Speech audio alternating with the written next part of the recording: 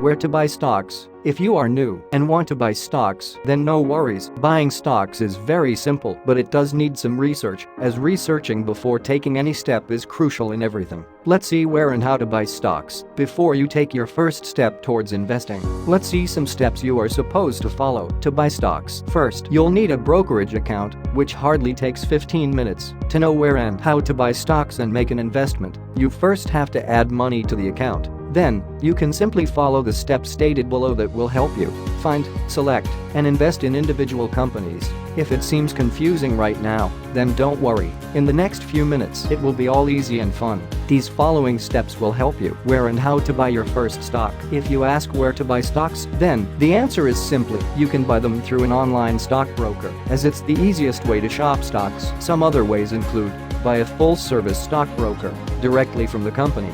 But as you might need to understand some steps to learn how to buy stocks. First, we will discuss all the steps and then we will discuss some good online stockbrokers that are out there, along with their features. Step 1. First steps first. You have to select an online stockbroker as mentioned above. Once you opened and funded your account, now you can buy stocks by the broker's website, which hardly takes minutes. It's simpler than the other options that include use a full-service stockbroker, buy stock directly from the company. Now, how to open an online brokerage account? Well, it's easy and like setting up a bank account. You have to complete an account application. You have to provide proof of identification and simply choose how to fund the account, either by mailing a check or by transferring funds electronically. Step 2. Research is necessary about the stocks you want to buy. Once your brokerage account is all done, now it's time to pick up stocks. You can also start researching first by companies you know already. Now, when you're looking out for some info, there is a huge possibility you find yourself into this huge flood of data and torrent of market gyrations, which proves to be extremely overwhelming.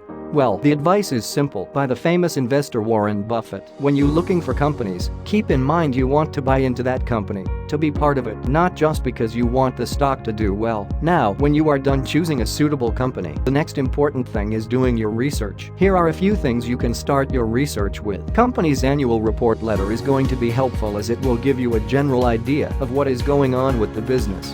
Other information and analytical tools that are important for evaluating the business will be present on your broker's website, such as the SEC filings, the conference call transcripts, the quarterly earnings updates, and the recent news. You can also find tutorials on how to use their tools, as most of the online brokers provide it.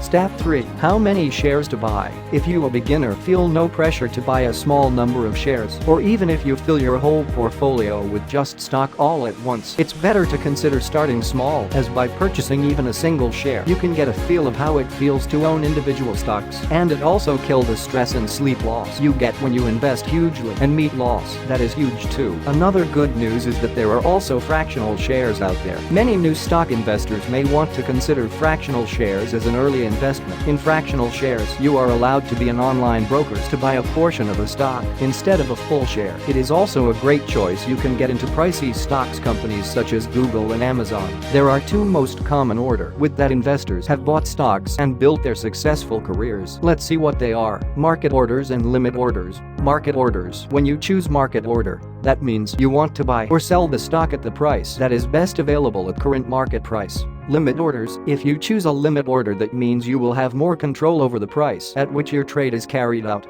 4. Optimize your stock portfolio. Once you are done with all the learning process, whether it's mutual funds and individual stocks, it's important to revisit your portfolio a few times a year so you make certain that it's still along with your investment goals. Now, let's have a quick look at some of the online stockbrokers that are well known and claim to be promising. They offer unique features such as webinars, live seminars, videos, progress tracking, etc. TD Ameritrade. It is based on more than 1,000 collected data points, and it is said to be the best pick for beginners. Another great trait that TD Ameritrade has is that it's the only broker which gamified the entire learning experience by progress tracking, quizzes, badges, E-Trade. It is considered the best trading platform for beginners. E-Trade's trading platform that is web-based and known as Power E-Trade is no doubt an excellent environment. Any beginner stock trader can get it fast and pretty easy to navigate. Fidelity. Fidelity Investments offers beginners easy-to-use website, excellent education. Fidelity is greatly known for its in-house market research and also the financial articles. Conclusion: when you finally buy a stock, it's important to know that if things turn difficult, then remember that even the famous investors went through rough patches. When you are done learning the stock purchasing process, it's time to learn about the other areas of the investment market, such as what part mutual funds play in your investment story. Have you set up a retirement account? That's all for today. Do you know where to buy stocks? Comment down below. Please like and subscribe for more videos.